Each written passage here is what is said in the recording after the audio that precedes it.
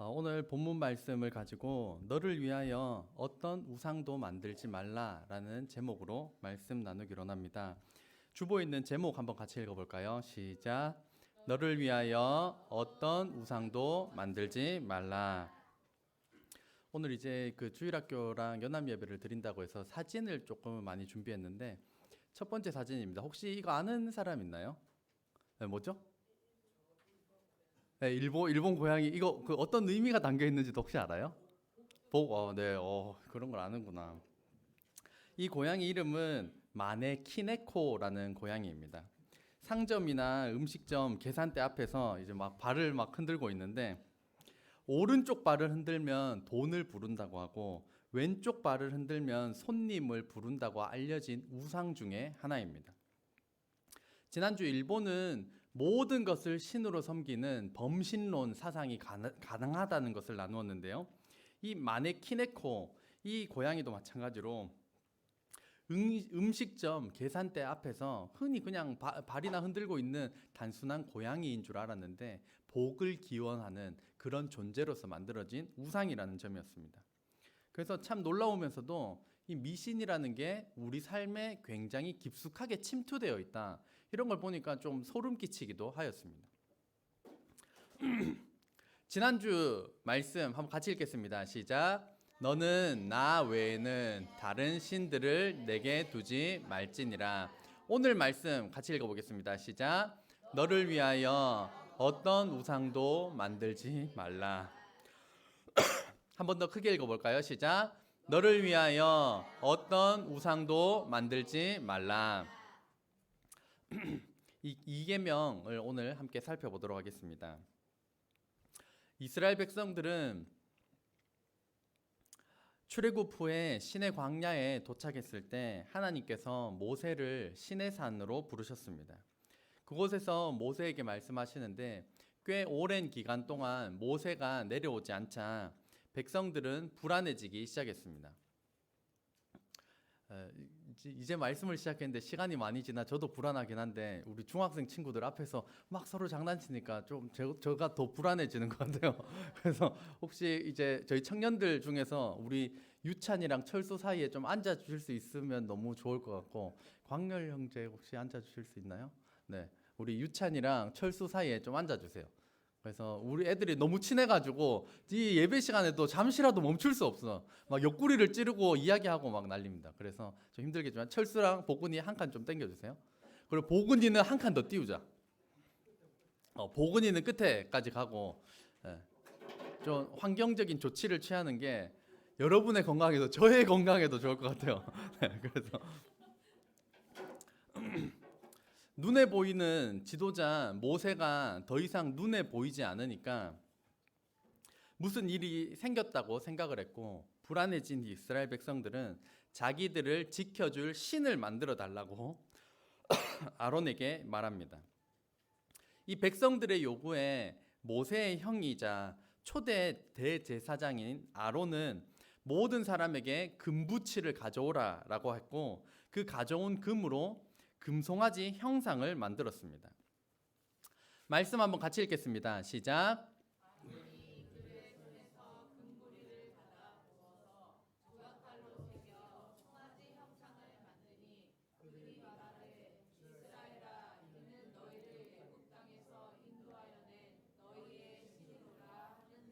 아멘. 지금 이제 금부치를 모아다가 금송아지를 만들었는데 이 금송아지는 누구를 지칭하는 것일까요? 일반적으로는 저희는 이렇게 생각을 합니다. 하나님이 아닌 새로운 우상, 새로운 종교를 만들었다. 이 금송아지를 가지고 하나님이 아닌 새로운 존재를 만들었다라고 생각할 수가 있는데 그 금송아지를 만들고 난 다음에 대제사장 아론이 행한 일은 이것입니다. 아론이 보고 그 앞에 제단을 쌓고 이에 아론이 공포하여 이르되 내일은 여호와의 절일이니라. 절일은 이제 페스티벌입니다. 그러니까 내일은 여호와를 위하여 예배를 드리는 날이다. 이제 이렇게 선포한 겁니다. 그러면 이 금송아지가 지금 하나님을 버리고 금송아지라는 새로운 존재를 따르겠다라고 한 것이 아니라 하나님을 형상화하여 금송아지를 만들었다는 겁니다.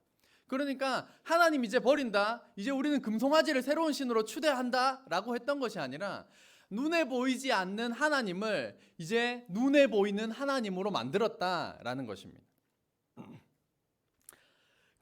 그러면 이스라엘 백성들이 하나님을 버리고 다른 신을 섬겼던 것이 아니라 하나님, 눈에 안 보였던 하나님을 이제 눈에 보이는 형상을 만들어 섬기는 것이었는데 괜찮지 않았을까요? 그것에 관하여서 하나님께서 바로 말씀하십니다. 여호와께서 모세에게 이르시되 너는 내려가라. 네가 애굽 땅에서 인도하여는 네 백성이 부패하였다. 부패했다. 썩었다. 지금 난리 났다. 왜 하나님을 버린 게 아니라 하나님을 형상으로 만든 것인데 왜 하나님께서는 지금 난리 났다, 부패했다, 썩었다 라고 말씀하셨을까요? 그 이유는 하나님께서 명령하셨기 때문입니다. 같이 읽겠습니다. 시작. 하나님께서는 형상을 만들지 말라라고 명령하셨기 때문입니다. 어떤 형상도 안 되고 사람의 형상도 안 되고 동물의 형상도 안 되고 심지어 하나님의 형상조차도 만들지 말라고 명령하셨습니다. 왜 형상을 만들지 말라고 하셨을까요? 형상을 만들면 어떻게 될까요? 성경 역사적으로도 이방 나라에서는 돌로서, 나무로서, 금과 은으로서, 그리고 금속으로서 여러 우상들을 만들어 섬겼습니다. 우리나라에서도 여러 가지 우상들을 만드는 것을 볼 수 있는데요. 혹시 이 사진이 뭔지 아시나요? 네, 갓바위. 저도 한 번도 안 올라가 봐서 모릅니다. 이게 갓바위에 있는 거라고 합니다. 그러니까 돌로 조각해서 이제 부처 신상을 만들어 놨습니다. 그리고 중고등학교 때, 초등학교 때 꼭 가는 곳이 있습니다. 이거 어딘가요? 석굴암, 경주 석굴암입니다. 뭔지도 모르고 가서 어쨌든 봐야 됩니다. 뭐 갔으니까 무조건 봐야 됩니다. 그러니까 돌로서, 나무로서, 금과 은으로서 만드는 우상들이 하나님께서는 어떤 것도 만들지 말라라고 하셨는데 그것들을 사람들은 만들고 있다는 것입니다. 혹시 이 전 세계적으로 가장 좋은 대학교가 어디일까요? 서울대, 한국에서는 서울대라고 이야기를 하고요. 좀 외국을 포함하면 하버드는 왜 좋을까? 잘 몰라요. 근데 어쨌든 하버드예요. 그래서 하버드의 이름을 딴 학원들도 굉장히 많습니다. 뭐 하버드 영어학원, 하버드를 뭐 붙이는데 이 하버드 대학교에 가면 하버드 대학교 안에 있는 존 하버드 목사님의 동상입니다. 목사님이시니까 아마 자신의 동상이 세워지기를 원치 않으셨겠지만 후대에 이 목사님께서 하버드를 세울 수 있도록 최초로 기부하신 분이었기 때문에 이 목사님을 기념하고자 동상을 만들었는데 동상의 특이한 점은 뭐냐면 사진으로는 좀 연해서 잘 안 보이는데 여기 손을 발등을 만지고 있는데 다 이제 약간 검은색 빛이 띄고 있는데 여기는 약간 금빛, 노란빛을 띄고 있습니다. 왜냐하면 하도 사람들이 만져서 벗겨진 건데 이것을 만지면 3대 안에 하버드에 가는 자녀가 우리 집안에서 나온다 뭐 이런 미신이 있기 때문에 가가지고 꼭 거기 손을 얹어서 이쪽만 만지니까 아쉬우니까 이쪽도 만져서 많이 벗겨졌습니다. 그래서 그 발등을 만져야지 우리 자녀 중에 하버드 대학교에 나온다 이런 미신이 있기 때문입니다. 동상을 안 세웠으면 그런 미신이 없었을 텐데 아마 목사님은 천국에서 좀 많이 아쉬워하고 있을 것 같아요. 본인이 세운 게 아니니까요. 그런가 하면 동상을 찾아보니까 굉장히 큰 동상이 존재합니다. 이 동상은 뭘까요? 네, 김일성과 김정일 동상입니다.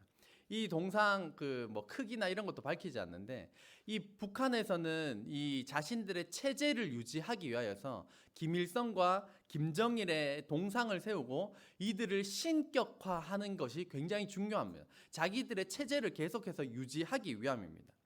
그래서 이렇게 큰 거는 여기밖에 없지만 크고 작은 동상이 북한 전역에 4만 개가 존재한다고 합니다. 그러니까 엄청납니다. 4만여 개가 존재합니다. 인터뷰를 살펴보니까 이 동상의 무게가 어떻게 됩니까? 라고 하니까 몇십 톤입니다. 이렇게 말하지 않고 온 세상 사람들의 심장의 무게를 합한 무게입니다. 뭐 이제 이렇게 대답을 한 겁니다. 참 의미심장합니다. 그리고 청동 위에 금을 입혔고 금 무게만 37kg이라고 합니다. 그래서 제가 계산을 두드려보면 현시가로 32억 정도가 됩니다. 야, 이거 하나 훔쳐가야 될지 이거 네, 한 30 금시세로 32억입니다.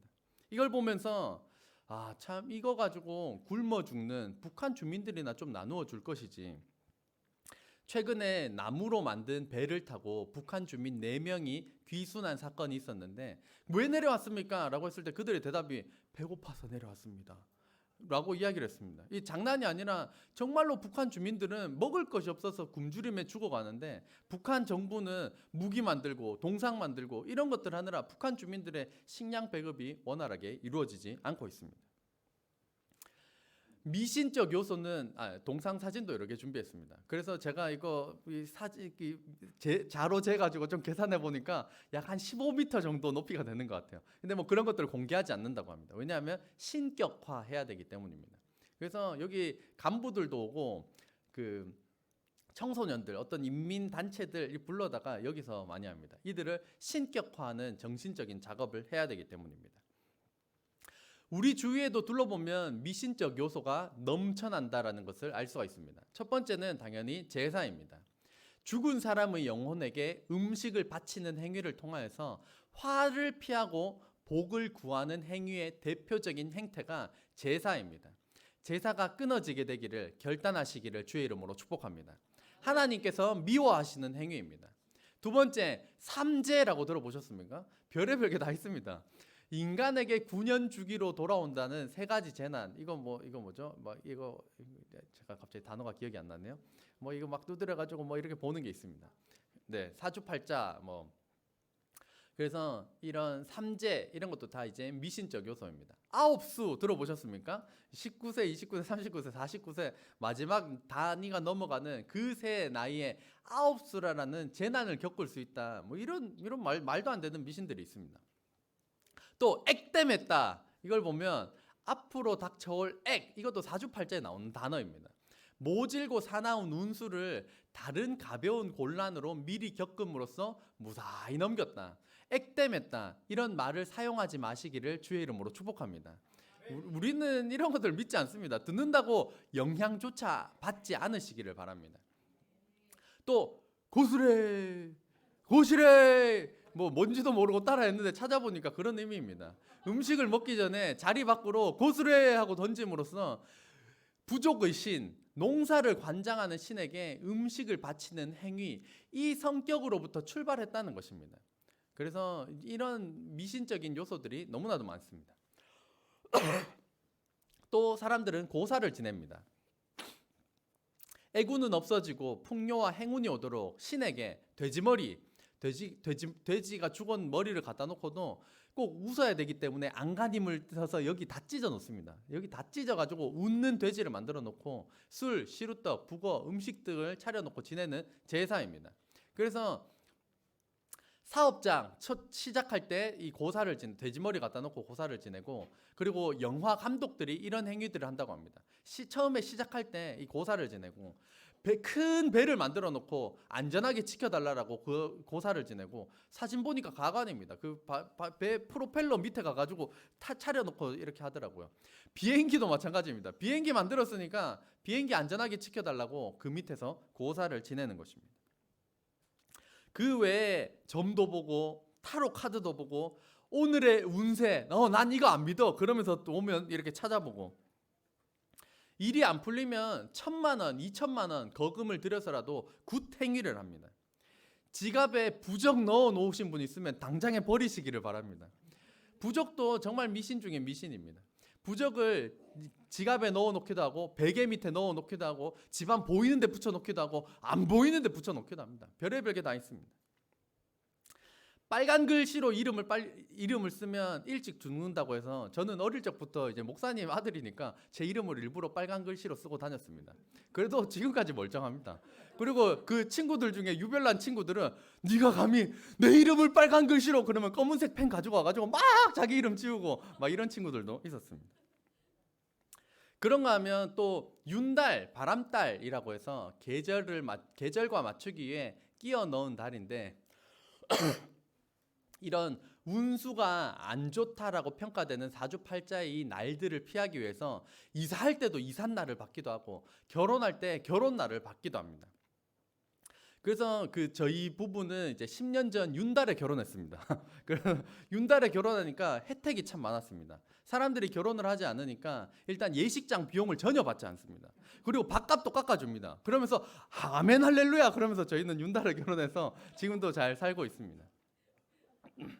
그날 같은 데서 결혼한 사람이 저희 같은 선교단체 출신 다른 부부가 또 결혼을 했는데 이 윤달은 하나님께서 우리에게 결혼 비용을 아끼고자 주신 축복의 날이었습니다.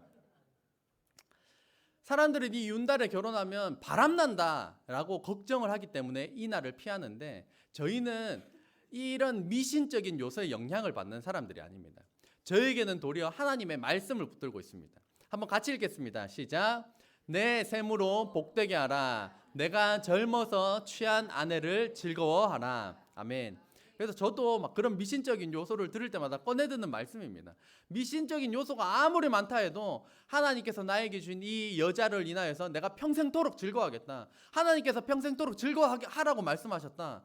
이렇게 미워 보일 때도 싸웠을 때도 예쁘다 사랑한다 라고 말하면 어느샌가 좋아집니다. 그래서 젊어서 취한 아내를 즐거워하라라는 하나님의 말씀을 붙들고 사랑해 나가는 것입니다. 미신적인 요소들, 이것은 다 누군가에게 빌고 복을 바라는 행위입니다. 만약에 이 미신적인 요소들을 하나님과의 관계 속에서 생각하다 보니까 제가 저희 자녀들과의 관계를 떠올리게 되었습니다. 제가 저희 자녀들 하늘이 하루 하이리를 너무나도 사랑하는데 이 자식들이 어느 순간 저한테 그러는 겁니다. 아저씨, 나한테 왜 그러세요? 아저씨, 당신은 내 아빠가 아니야. 내 아빠는 진짜 따로 있어. 아저씨! 이러면 아마 제가 눈이 뒤집히면서 이 자식들이 무슨 소리를 하냐. 막 장난이 아니고 진심으로 나에게 아저씨라고 한다라면 내가 먹여주고 입혀주고 어릴 때 학교랑 교육이랑 다 보내줬는데 나한테 난데없이 아저씨라고 한다라면 뚜껑이 뒤집힐 것 같고 제가 어떻게 한번 해볼 것만 같습니다. 이런 미신적인 행위는 하나님 아버지를 아저씨로 여기는 행위입니다. 하나님께서는 이 모든 미신적인 행위에 대하여서 죽을 때까지 기다려 주십니다. 죽을 때까지 기다려 주시지만 살아 있을 때 기회가 있는 것이지 죽고 나면 기회가 없는 것입니다. 죽기 전에 이 미신적인 행위들은 끊어지고 정말 참 유일하신 하나님만을 우리 인생의 구세주와 주인으로 영접하는 저와 여러분 되시기를 주의 이름으로 축원합니다. 하나님께서 형상을 만들지 말라고 말씀하신 이유는 형상을 만들면 우상이 되기 때문입니다. 이스라엘 성지 순례를 가면 예수님께서 승천하시기 전 마지막 발자국이라고 하는 그 코스가 있습니다. 사진을 보면 이제 사진을 아무리 들여다봐도 어떻게 봐야 되는 건지 잘 모르겠습니다. 아마도 예수님께서 승천하실 때 쿵 하고 올라가실 때 마지막 발자국이라고 아마 저는 이렇게 이해를 했습니다. 그래서 쿵 하고 올라가실 때 이제 마지막 발자국입니다. 역사적 신빙성은 당연히 없습니다. 근데 이게 성지순례의 필수 코스처럼 등장하는 곳입니다. 만약에 발자국이 아니라 예수님께서 입으셨던 옷이나 예수님께서 지셨던 십자가가 발견되었다면 아마 새로운 종교가 탄생했을 것입니다. 형상이 아무리 좋은 치즈로 있더라도 시간이 지나면 변질되어지고 우상화되기 때문입니다. 형상을 만들면 우상 숭배가 되기 때문에 하나님께서는 하나님을 버리고 새로운 종교를 만든 것이 아니라 하나님을 금송아지로 만든 것임에도 불구하고 썩었다, 부패했다라고 말씀하셨던 이유는 이 하나님께서 어떤 우상도 어떤 형상도 만들지 말라라고 하는 이 10계명 2계명을 주셨기 때문입니다. 그 2계명을 깨뜨리는 명백한 위법 행위였기 때문입니다. 오늘 본문 말씀 한 번 더 읽겠습니다. 시작.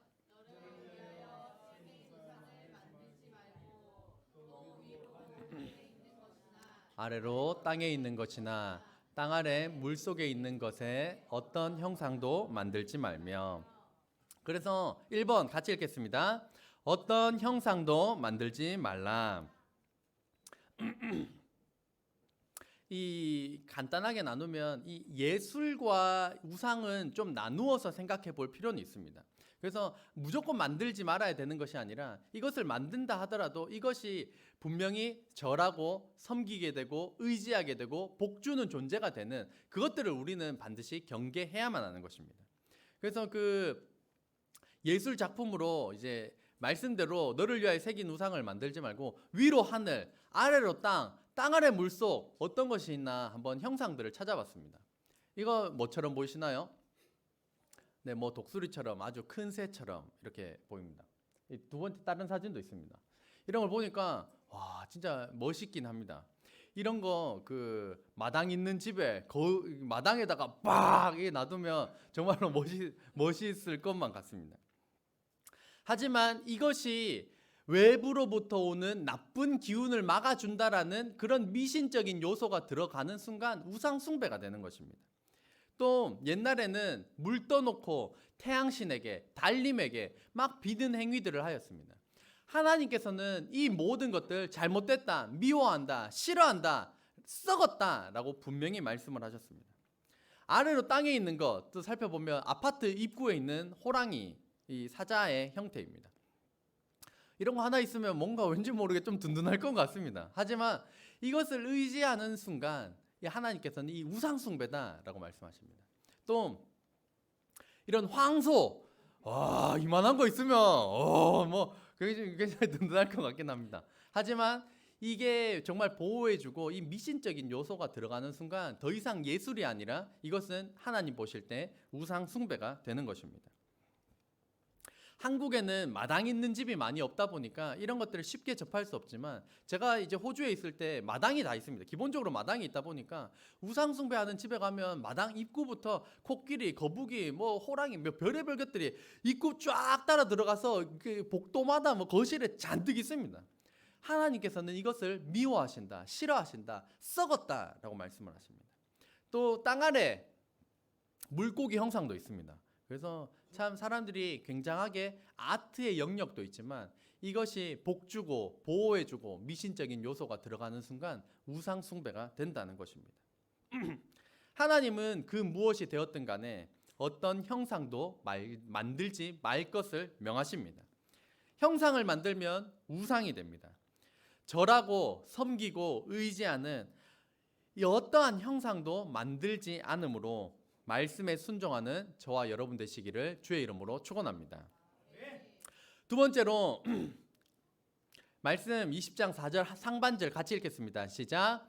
너를 위하여 새긴 우상을 만들지 말고. 이 말씀은 너를 위하여 만들지 말라. 이것을 조금 더 확장된 개념으로 살펴보면 너를 위하여 살지 마라. 너를 위하여 살지 마라. 그리스도인에게 있어서 나를 위하여 살지 않으면 도대체 누구를 위하여 사는 걸까요? 인생은 나를 위하여 사는 사람과 주를 위하여 사는 사람으로 나누어집니다. 나를 위하여 사느냐, 주를 위하여 사느냐로 이 신앙의 갈림길이 존재를 하게 됩니다. 그래서 나를 위하여 사는 사람은 불신자입니다. 여전히 교회를 다님에도 불구하고 나를 위하여 산다 점검하시길 바랍니다. 우리 그리스도인은 주를 위하여 사는 사람들입니다. 한번 따라해 보겠습니다. 주를 위하여 살자.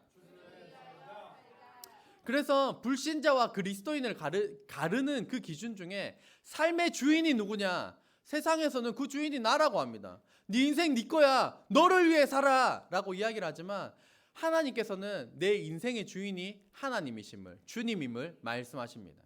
삶의 주인은 주님이십니다. 그렇기 때문에 우리가 그리스도인입니다.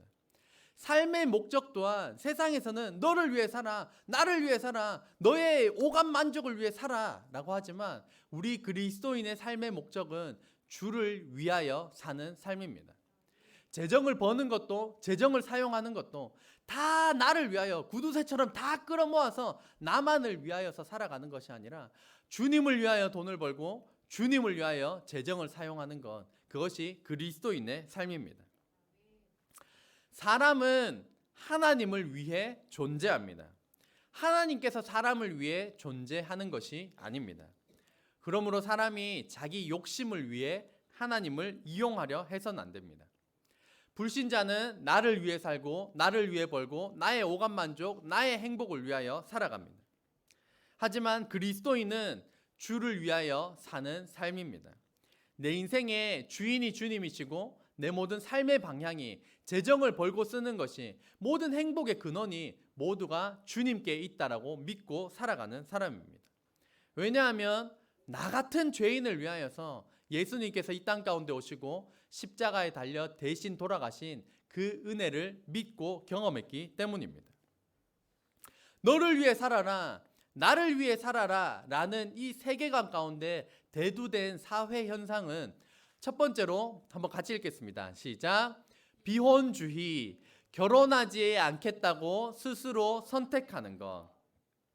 이것은 하나님 주를 더욱더 잘 섬기고자 의도적으로 결혼하지 않은 독신의 은사와는 전혀 다른 것입니다. 세상 사람들이 나는 그냥 결혼하지 않겠다라고 선언하고 스스로 결심한 것이 비혼주의이고 현대 사회에서 굉장히 대두되고 있는 현상 중에 하나입니다. 두 번째, 딩크족이라고 있습니다. 딩크족은 결혼은 하더라도 우리 부부의 인생을 위해 의도적으로 자녀를 낳지 않는 부부입니다. 그러니까 5년, 10년, 20년 결혼했더라도 우리 부부가 중요해 라고 여기면서 자녀를 낳지 않는 그 현상이 딩크족입니다. 또 세 번째로 혼전동거가 있습니다. 결혼은 하지 않고 다른 말로 책임은 지지 않고 부부처럼 살아가는 것입니다. 여기에는 성적인 관계들이 다 포함되어 있습니다. 이런 것들이 다 너를 위해 살아, 나를 위해 살아 라고 하는 그 가치관 가운데 사회적으로 대두되는 현상들입니다. 나를 위하여 살아라고 하는 이 반성경적인 문화를 분별하고 주를 위하여 살기로 결단하는 저와 여러분 되시기를 주의 이름으로 축원합니다.